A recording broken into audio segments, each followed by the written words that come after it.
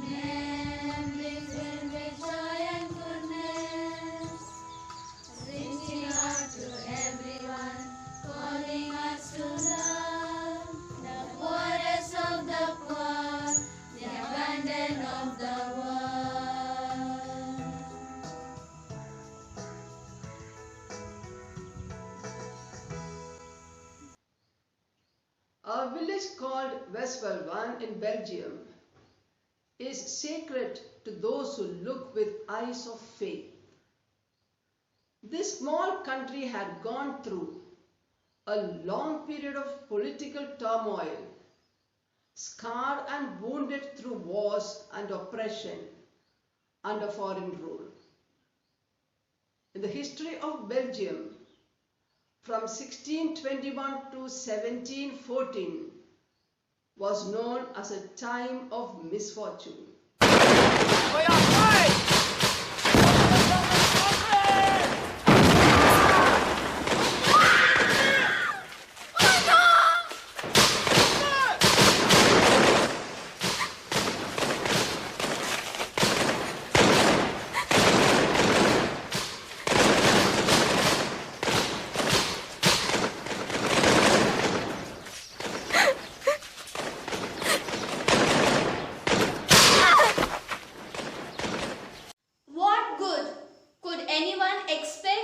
From such an ill-fated country, but faith tells us that God's grace can win over human condition. Fortune smiled at the village of Westvalvan through a humble, meek and devout parish priest. He was the man. More than 150 years of war, both civil and foreign, had left Belgium in a state of devastation, occupations by the victorious armies, looting and destruction, families deprived of their breadwinners, children and women rendered homeless and abandoned. The shrill, painful cries of the suffering people were disturbing and truly heart-rending. When exploitation, oppression and indifference towards the poor reached its climax, God, in the silent cries of the poor, knocks at many human hearts to extend a helping hand to such children. When all feared to face this reality, Father Adrian Bracey dared to step in to do something concrete to relieve the pain of those suffering people.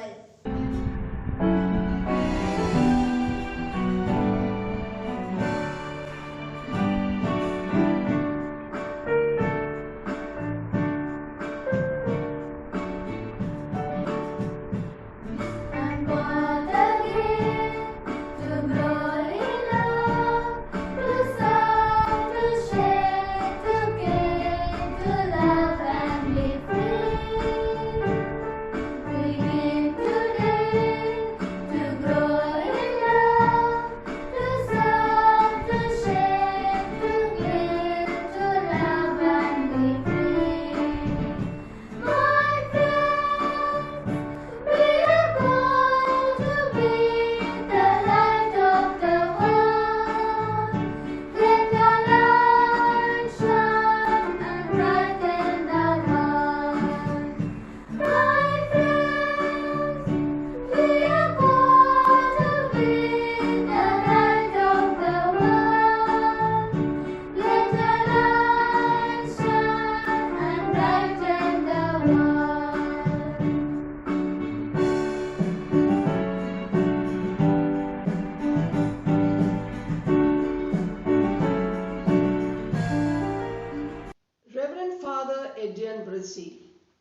a native of Mons, Belgium, was born of Augustin Berthold and Louise Berthold on January 29, 1649. He was baptized in the parish of St. Germain's, Mons, on January 31, 1649. His godfather was Adrian Leclerc, a lawyer. His godmother was Miss Anna Depre. Having obtained his degree of Bachelor in Theology from the University of Leuven in 1667, he was ordained and served as a chaplain of Dotinis. His first appointment as parish priest was on September 26, 1674, at St. Brice's Church in the village of Westvelva, where sickness and death, poverty and ignorance reigned supreme. Inhabitants of this obscure village were victims of war, plague, and famine, and abandoned. This parish priest of a poor village had no financial resources to start a mega project to alleviate the misery and poverty of this village. But he had a big heart, compassionate heart, and an unbounded selfless spirit and of service. He repeatedly heard the soft whispering inner voice. The need to be cared, the hungry to be fed, the naked to be clothed, the sick to be nursed, the homeless to be sheltered, and ignorant to be taught. After much prayer, reflection, and direct encounters with suffering people, he decided to start a school in that village.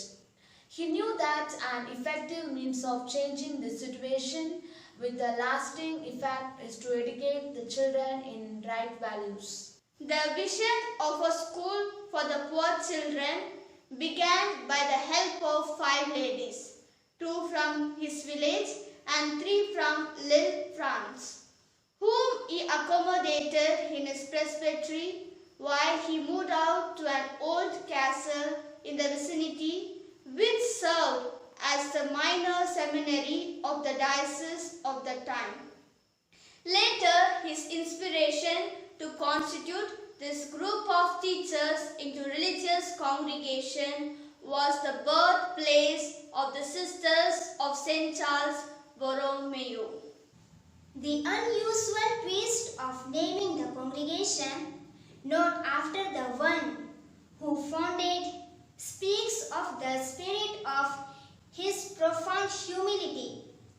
He wished to leave no tangible trace of himself in any form of worldly fame and name. With an ardent desire and prayer, he left his spirit in the hearts of those who would continue the mission of compassion across the countries and cultures.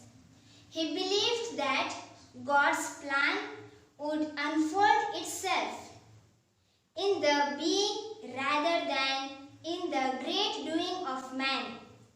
The history of the Sisters of St. Charles Borromeo up to this day bears witness to it. We are aware that the epitaph is the only document that summarizes our founder's life in the way his parishioners understood and experienced. The characteristics mentioned in it depicts to us that he was a man of profound faith and virtue. He was a model to his flock, being a parish priest in the church of Brice, where for 25 years and more his parishioners knew him well and considered him as a model priest for all time. Prayer and preaching were his favorite occupations.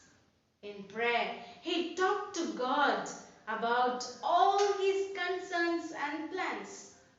Standing before the Lord with his arms open and kneeling before him with clasped hands, he held all those in his care, so close to God. His parishioners often would approach him not so much for material help, but for spiritual assistance and prayer. The more he prayed, the more he found occasions to pray about. The people of his parish came to understand that the need to pray about everything, no matter how big or small their needs are. He insisted on the importance of prayer. It is now our turn to carry on this legacy. The word looks for women of prayer. The people out there need not only to hear about Jesus, but to see him and touch him in his chosen ones. He was an excellent preacher. He preached not only by words, but also more profoundly by his life.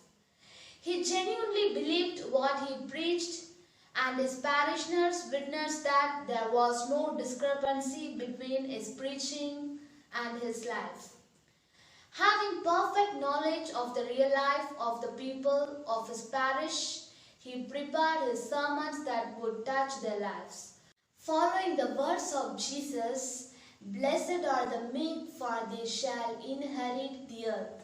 Father Adrian Bressy was very meek, and it is said that everyone admired his meekness. In his teaching and preaching, he emphasized upon the need of humility. Our predecessors learned from him that the zeal for Christ is always marked by humility. It is through humility we can show the face of Christ to the world. The presence of the consecrated religious, like that of West in 17th century, should transform a place and people spiritually. This calls for a life of simplicity, humility, and piety. Father Adrian Bressy believed that the greatness of person is seen not in his or her credentials, but in the way he or she lives and treats others with great respect, tenderness, understanding, and compassion. When people felt accepted, loved, and cared by their pastor in Belgium, they took great care to fulfill every wish of his. His tombstone in front of the church door and the epitaph prepared by them was a great testimony of their love and understanding of the spirit and message of Father Adrian Bressy, their beloved parish priest. One of the striking features found on Father Adrian Bressy was his tireless zeal and inventive energy. He dealt with each one reverently and worked for them diligently.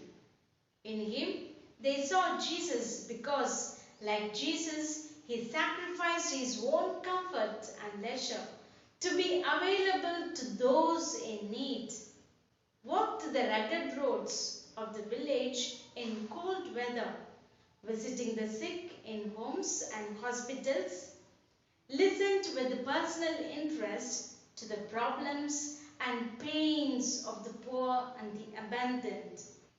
He was available to administer the sacraments according to the needs of his parishioners.